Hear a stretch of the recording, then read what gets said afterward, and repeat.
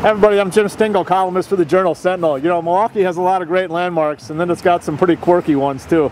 I'm standing in front of the Purple House here on 43rd and Howard, and with listing broker Ed Mashesky, who's going to try to sell me this house. Is that right, Ed? I can do it, I think. Why is this house for sale in the first place? What do you know about that? It's owned by the Veterans Administration. The man unfortunately lost it in a foreclosure, and the VA owns it now, and they have hired me to sell it for a very, very nice price of $33,900. All right, see?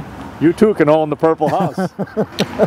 What do you think? Should we go inside? Can we get in? You can get in, yes. This is the garage. Oh, yeah. Not much of a place. It's dark in there. Yeah. Most people that see this house consider it unfixable. But once in a while you get somebody with some vision. Yeah. This is a big room, big living room, except the roof leaks. It's already got nice thermal pane windows. People are going to miss it, I think, because they often call about it. They know right away this is the Purple House. Oh yeah. Let me ask you what you think about being neighbors with that Purple House. I think the house needs to go for real, or paint the house or something. Get rid of it. What do you think of the Purple House? It's well, an eyesore really, but people do know it. I tell people that I live on 43rd and Howard, and they kind of know it, and they'll say, "But the Purple House is my neighbor," and "Oh yeah, I know where you live." So it's kind of a landmark, but not the best kind of a landmark, I guess. I'm talking here to Justin Miller, who used to live in the Purple House, right? That's correct. How long did you live here, and when was that? I lived here for about 6 years. It was back until 2002 is when I moved out. Okay. And I pretty much grew up here. Yeah.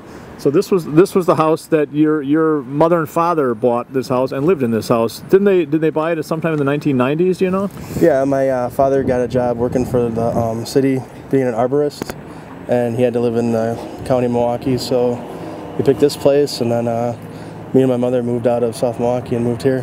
Why is the house purple? He pretty much got grief from this city to paint it right when he moved in. He started getting fines for not having it painted.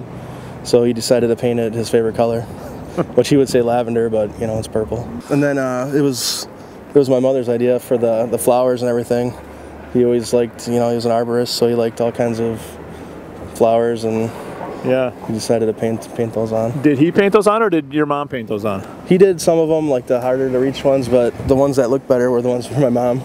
I was amazed to see that this Purple House has got its own Facebook site, and it's got something like how many followers? 4,000, I think, at least.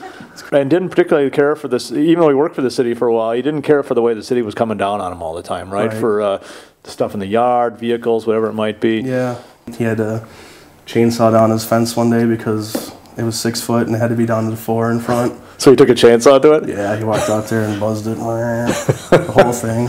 What do you think is going to happen to the Purple House? I mean, what do you want to happen? Would you like to see it live on, or would you? I'd like to see it live on. I would like to not let it get foreclosed, but I don't want to see it torn down, but I can't buy it. So it used to be a home, you know. Now it's kind of a shanty.